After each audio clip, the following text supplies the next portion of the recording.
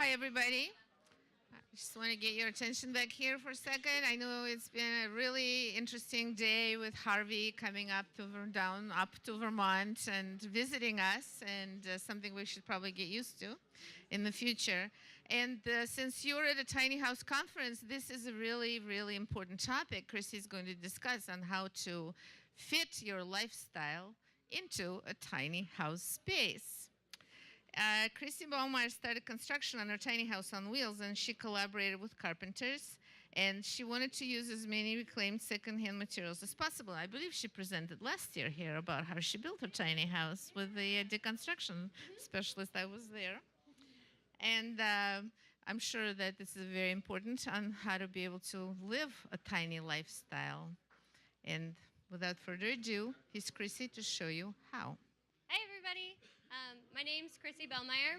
I work at the Yestermorrow Design Build School and share design build and tiny house movement with other folks. It affords me a lot of really great opportunities to help spread the word and be places like here. So I work at Yestermorrow. I live in a 200 square foot tiny house that I've dubbed Little Lou. She's very cute. And I work really hard to try and live a zero waste lifestyle. So I came to be interested in tiny houses in the same way a lot of other people do, social media, Pinterest, kind of just thinking that they're a cute thing to do. And it would be really fun and awesome. And then I started a few years ago working, before I worked at Yestermorrow, at a solid waste district in Montpelier. And I was teaching people about recycling and composting and zero waste. So essentially, how do we reduce the amount of trash that we send to the landfill? How do we compost more? How do we recycle more? And most importantly, how do we reuse as many materials as possible?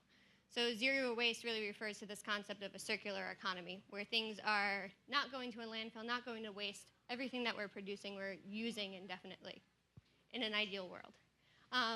So working on zero waste and thinking about those things and really examining the things that I had in my life and that I was consuming prior to living in a tiny house really started to make me think about downsizing and just having less stuff.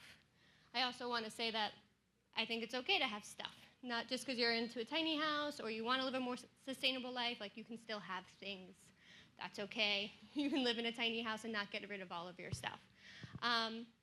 So I have a couple tips for downsizing that I used when I was going through this process. My first tip is to be ruthless. So if it got holes in it, if it is torn, if it is broken in any way, if it has collected dust in your house for years, just get rid of it. I think that so often we hold on to things for this someday kind of idea, and if someday hasn't happened in a long time, it's probably never going to happen. Tip number 2 is to try life without it. So something that I did very often was just hide things around my house and make them less accessible to myself. So for a year before I was moving into my tiny house, the big thing for me that was hard to get rid of and to downsize on was clothes. So I would, every time I did laundry, I would look at things, go through all of my clothes and be like, I'm going to be ruthless. I haven't worn this thing in a while. And I would hide it from myself. So I'd put it under my bed. I would put it in a closet. And if I didn't go back for it in 6 months or a year, then again, I probably didn't really need it. And the things that I did go back for, I thought about why I put them there in the first place and really took a good hard look at all of those things. Tip number 3 is what I like to call perma-loan. So it's a permanent loan to somebody. I had a couple of things that were really sentimental to me but weren't really going to fit into my tiny house lifestyle that I loaned to somebody else, or essentially gave it to them with the caveat that someday you have to give it back to me if I ask for it. So I have this really beautiful antique chair that I got off of Craigslist, and I was so attached to it, but I just didn't have space for it in my tiny house, and aesthetically it just didn't really fit, but I had a friend who I knew would love it. So I gave it to her on perma loan. And she knows that if someday I ever ask for it back, she has to give it back. We'll see how it works. But that was my thought. I think also just having that story of where your things go and having to give it to somebody who you know can really use it sometimes makes it a little bit easier to part with your things. And then my tip number 4 for downsizing is, can it be replaced? So a lot of the stuff that we have and that we hold on to for too long, oftentimes, if I'm being honest, it's like kind of junky. So we have a lot of things in our house that aren't always the great quality, and we're not using them because they're not always the most functional. So I would say if you're on the fence, but it's something that you could replace, get rid of it. And if you go to replace it later, think about why you got rid of it in the first place. If there was something wrong with it, if it didn't work well because it didn't fit, it wasn't the right size, whatever thing, address that issue in your replacement. And then also think about buying things that are higher quality, will last longer, more durable. So those are my 4 major tips for downsizing. I started to put those into place and then realized, well, I don't really got a lot of stuff anymore. I guess I don't really need a lot of space. So that, combined with many other reasons, I decided to build my tiny house on wheels. So it's a 200 square foot house. One thing that was really important to me as part of the zero waste movement was using as many secondhand materials as possible. And also the things that I did buy new, trying to make sure that they were good quality materials and trying to buy just what I needed and have very little waste at the end.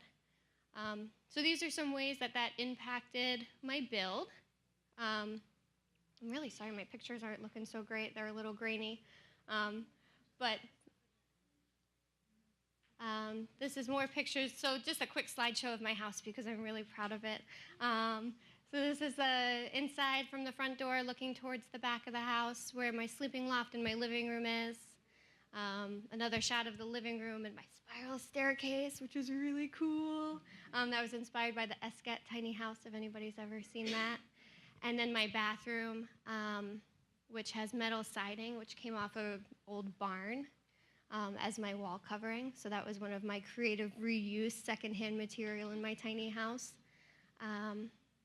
And then just my sleeping loft, which is over my bedroom. And then here's some thoughts for using the secondhand materials in my tiny house and some tips for how I got those materials. So while I was building and knowing that I wanted to use as many reused and secondhand materials as possible, I started searching way before I even started building. And was storing stuff in my tiny apartment on my little porch and moving things around, shuffling it around, bringing it down to my job site, which was about an hour away, well before I got the trailer. So just kind of keeping my eyes peeled on Craigslist and then asking anybody and everybody if they had things that I was looking for. So I ended up getting these cabinets out of my best friend's parents' kitchen. Super dated, but then I took them home and I refinished them. I painted them and got a little bit creative, and actually this bank of cabinets right here are usually the upper cabinets in the house, and I use them as my lower cabinets, which was really nice because they're a little bit narrower, and they're sitting right next to my front door. So I've got a nice little landing spot to put my mail when I come in. And all of the purple paint inside the drawers was all salvaged paint. I used salvage paint whenever I could. That was kind of fun. I used to work at a recycling center where we took paint, and I'd go through all the bins and then take it home and use it. And then my hardware, I had to clean it up. It was pretty grimy after having been in somebody's house for 25 years, so cleaned it up pretty well and then painted it and added it back. And so overall, I spent like less than $100 on all my cabinets. So it was environmentally friendly, which was really cool, and it saved me a ton of money. Another example, like I was talking about in the earlier picture, was the metal siding on my walls. So getting creative with my secondhand materials and, that zero waste goal in mind. We found this in a field next to an old barn. In that same barn, we found actually a bunch of my countertops that we just took in and we sanded things down, cleaned them up, and incorporated them into the design wherever we could. My siding is a combination of new and used material, so just being creative and saying like, okay, I only have this much of this used material, but I can easily find something comparable that's new. So I use that inside and outside. And then these are two of the big philosophies that I keep in mind with all of my tiny house design, building, zero waste living, all of those things. So the hierarchy of needs, which is first to use what you have. So think about the things that you have in your home. How can you repurpose them to be useful? How can you make them more useful? To borrow the things that you don't have already. Building my tiny house, I didn't have a lot of the tools that I needed. So just rather than going out and buying them, I borrowed them from people. That was really helpful. To swap things, so to trade with your friends. Maybe you have something that's you could offer somebody in exchange. Thrifting, so buying things secondhand first before going out to the store and buying it new. To make things, whatever that might be. For me, that refers to a lot of like my cleaning products and beauty products and things like that in my tiny house, particularly because my gray water just goes out on the ground behind the house. I have to really be mindful of the things that I'm using inside my house. And then as a last resort, of course, we're going to buy new things. Being zero waste and having less stuff and all of those concepts doesn't mean that we're never going to buy anything new. But when we do buy new, we should be mindful of the things that we're consuming, purchasing from sustainable sources, from companies that treat their employees right, all of those things. And then another philosophy that I really focus on is this quote from William Morris: "Have nothing in your house that you do not know to be beautiful, do not know to be useful or believe to be beautiful." So first and foremost, things should be useful. If they're not useful, you're not going to use them, then they're going to collect dust, and then you have clutter in your house. But it's also really important for those things to be beautiful. So when I do purchase new, especially in a tiny house, because so much of my stuff is on display, I focus on purchasing things that I find aesthetically pleasing, so that when they're out, I'm happy that they're there. And these are my little just tips for zero waste. Get a reusable coffee cup. I promise it won't take up too much time too much space in your tiny house. Ditch the single-use plastics. So work really hard to avoid plastic silverware, coffee cups, all of those things. Shop the perimeter of the grocery store, which means just walking around the edge. Don't go to those middle aisles. That's where everything's heavily packaged and heavily processed. So you're going to get healthier stuff, too, if you shop the perimeter, and really drastically reduce the amount of packaging that you have to bring into your home. And if you do have to buy things in packaging, to focus on packaging that's more easily recyclable in your where you live. And then borrow and thrift before buying new. I really, when I started building my tiny house and downsizing, I just really started to enjoy that, giving things away to people too. And now, like when I go to my friends' houses, I see things that I gave them, and I remember the story of how I got that, and then get to see it kind of living a second life. So borrowing and thrifting before buying new. And then I just wanted to show everybody too, I have my, what I like to call a zero waste toolkit. So some people might think that this is excessive, but it works for me, and it really helps to reduce my waste and fits well within my tiny house lifestyle. You know, I think a lot of people think, you can't have a lot of Tupperware and you can't have all of those things. I have tons of jars, I have tons of baggies, reusable baggies, all that stuff within my tiny house. You just have to make room for it. So my reusable coffee cup, I have more than one of these, and they don't take up too much space in my tiny house. I have my spork, which actually somebody gave me, and I think if anybody else here has lived in a tiny house, is people will try and buy you tiny gifts all the time. And it's like, I don't need a tiny cheese grater. My cheese isn't tiny, my house is tiny.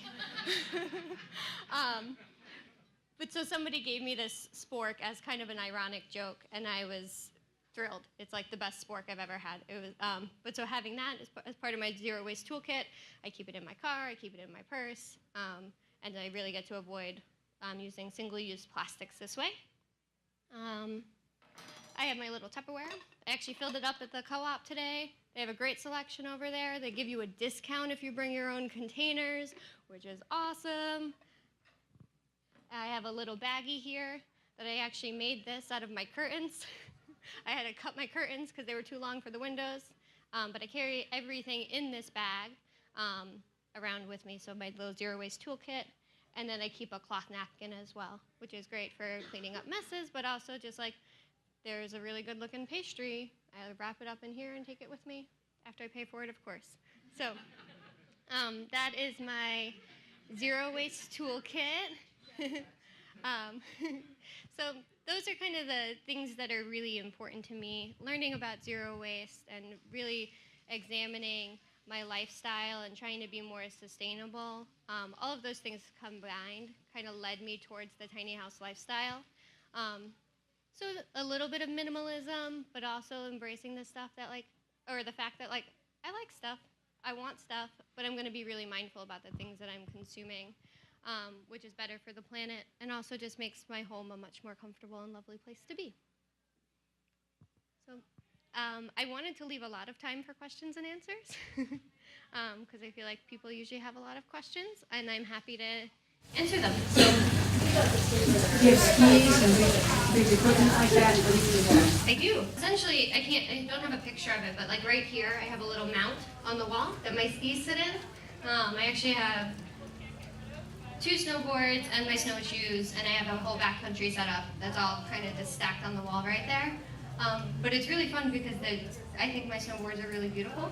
I really like the graphics on them, so it acts like functional art in my house. And then I have my bike in the garage on the property that I live on. How did you find the property that you're in? Yeah, so Vermont has this really awesome resource called Front Porch Forum. I think a lot of Vermonters will know about it, but folks who don't live in Vermont probably haven't heard of it. It is a community messaging board, essentially. So it acts like that bulletin board that was in the grocery store, but it comes to your inbox in your email. So you can post on it and say you have something for sale, or you have a place for rent, or you're hosting this event, and you can share it with your community that way. But I had to be patient. I built my house on my friend's property in upstate New York, and when I started building, I didn't have a place in mind to park. I had a friend who was like, well, you could park it on my property if you want to, but it wasn't really exactly where I wanted to live. So I said, okay, that's my last resort. I'm going to start building, and we'll see if something else comes up, and nothing else came up. So I had to go with my last resort, and I was living on their property for about 6 months and periodically just posting on Craigslist and Front Porch Forum. And after about 6 months, I found somebody finally. It was actually probably a year of trying, but 6 months after I moved into my house, I found another location. I pay a small amount of rent, yep, which includes mostly just my utilities and covering the expenses like that. Yep, and part of my rental arrangement, which is really awesome, is I have access to their home if I need it. So I can use their shower and their bathroom and their kitchen if I want to. I very rarely do, but it's nice to have that fallback option. And then also, I am flying under the radar of zoning. So if zoning did come and say, you gotta get out of here, I can live in their guest room for a little bit. So it's a nice little safety net. I compost my food scraps. And I compost my waste. I have a composting toilet. Composting my food scraps inside the tiny house, I don't produce a lot, mostly because I save a lot of my veggie scraps for making broth. But I keep my compost bin in the freezer, which is really nice, because then I don't have to bring it out every single time. I just can wait till it gets full without worrying about stinking up the house. And then for my composting toilet, my house is backed up against the woods, so the waste from that, I just dig a hole out back and bury it. Very glamorous. Your gray water just goes out on the ground? Mm-hmm. Yep, so my gray water just goes out on the ground. I have a long hose that comes out the back of the house. And like I said, I'm super mindful about the things that I put down the drain. It's environmentally driven, the fact that I don't want to use nasty chemicals, but it's also driven by zero waste. So I use just vinegar and baking soda for cleaning, and just like regular Dr. Bronner's soap. And then all of my soaps, like shampoos and things like that, are all natural ingredients that are safe for the earth. And I'm really careful to not take super long showers. One of my things while I was getting ready for tiny house living and preparing myself was I started timing my showers, because I knew I was just going to let my gray water go on the ground. So I got into the habit of taking short showers. And then also being showering other places when that's available.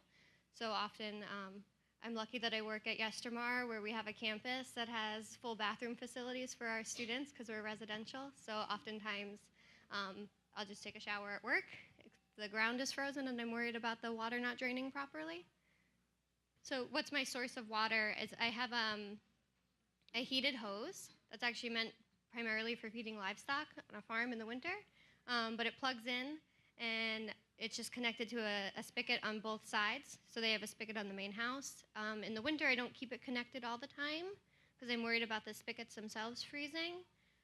So I just go out when I'm ready to use it, connect it, go inside, do what I gotta do, and then come back outside and disconnect it. Luckily, it's just a short walk across the driveway.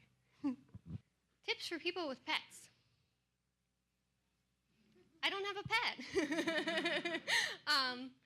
So no, not necessarily. I would say kind of similar concepts in terms of like purchasing pet food is to like shop in bulk. A lot of the co-ops around here in Vermont at least have bulk options for your pets. Sorry, I don't have any more advice than that. Don't have a pet that needs a cage. I used to have a hedgehog, and that would be really unpleasant to have in a tiny house because his cage is huge, and they stay up all night running on their wheel. Also, there's a lot of other reasons not to get a hedgehog. Go ahead. Do you have insurance, and if so, where did you find insurance that would cover the tiny house? Yeah, so I don't have insurance. I took out a renter's insurance policy and an umbrella policy through Geico, hoping that, like, God forbid, like, knock on wood, if something were to happen, that I could make the argument that to get it covered through those policies, but I don't know for sure. What do you do for heating? I have a propane heater, so it's a Williams direct vent heater. It's meant just for like garages and small spaces like that. And I keep 30-pound propane tanks on the front of the house. You can actually see them right here in this very blurry picture. So in the summer, one 30-pound tank, like from May through October, I can get by on one 30-pound tank because I use it for water, hot water, and my stove as well. But in the winter, it's a lot of work. I have to swap them out like every 3 to 4 days. So it's kind of a constant. I go through a 30-pound tank in about 3 to 4 days. Is it a lot more work to live in a tiny house versus a regular house or a traditional ground-bound large home? I think that depends. In my experience, yes. But that's because I was renting before. So I had somebody else who took care of everything else. Like I didn't own that property. And that was really nice. A lot of people talk about the freedom financially and with their time that they get from owning a tiny home. And I think if you were a homeowner for a large home and then you've downsized to a tiny home, then yes, that might be the experience. For me, it's been more work. But it was work that was kind of inevitable. I would have probably, if I didn't build my tiny house on wheels, purchased a condo or another kind of home where I would have had to been responsible for all of that maintenance and all of that work. So sometimes I think there's just trade-offs. You know, people ask me that a lot, like, oh, isn't it terrible to empty the composting toilet? And I'm like, oh, it's not like my favorite thing to do, but like there's other downsides, like in a big home too, that you would have to deal with. So. And what do you have for a hot water heater? For a hot water heater, I have a Renai vented heater. One of the things that I didn't consider when I was designing and planning my house was it was mostly a DIY project, and I'd never done anything like that before. So it's up here in the loft above my bathroom. That's kind of my utility closet. And I ordered one where the dimensions of the unit would fit, but I forgot about clearances. And that when you're doing venting like that, you need a certain amount of clearance to keep it safe, and I didn't consider that, so it showed up, it didn't fit. And so then we had to make like a quick decision. So I had a professional run all my propane lines just because that scares me. I don't want to mess with that. I'll let somebody else do it. And so I just went with whatever he recommended. And it's wonderful. It works very well, but it was very expensive. So I spent about $25,000 out of pocket on the house. $6,000 of that went to my friend who helped me build. And then about 5,000 of that was for my trailer. I spent, I think it was probably another 500 for the guy who did the plumbing, and another 500 for the folks who did the propane lines. So a fair amount of it was labor in the trailer, and then the rest was just on materials. Yep. So how big is my water tank? It's a on-demand heater, so it doesn't store any water on board. I do actually have a 15-gallon water tank for when it wasn't connected to water, but another poor planning thing that I did was I forgot to run electrical up to the loft where the tank is, and so now it needs a pump to actually work, and I can't connect the pump. But it's never been so inconvenient that I've found it worth the effort of connecting my water heater, or not my water heater, my water tank. But just word of advice, if you're gonna put a water tank up top and a pump next to it, make sure you have electrical to connect your pump. Does it gravity feed? It won't, no, because it's at the same level as the hot water heater. So it would potentially for cold water. But I have jugs of water that I just keep inside the house, and that works just fine for me too. It's about changing your expectations for what's like convenient and comfortable, and you get used to it. Cool. And I'm tabling over at the Yestermorrow tent. If anybody wants to stop by, ask any questions about Yestermorrow. It's a really awesome place. We'd love to have you all there. It's also open to the public, so if you'd ever like to stop by for a tour, we'd be happy to show you around. And if you have any questions, just come see me at the tent.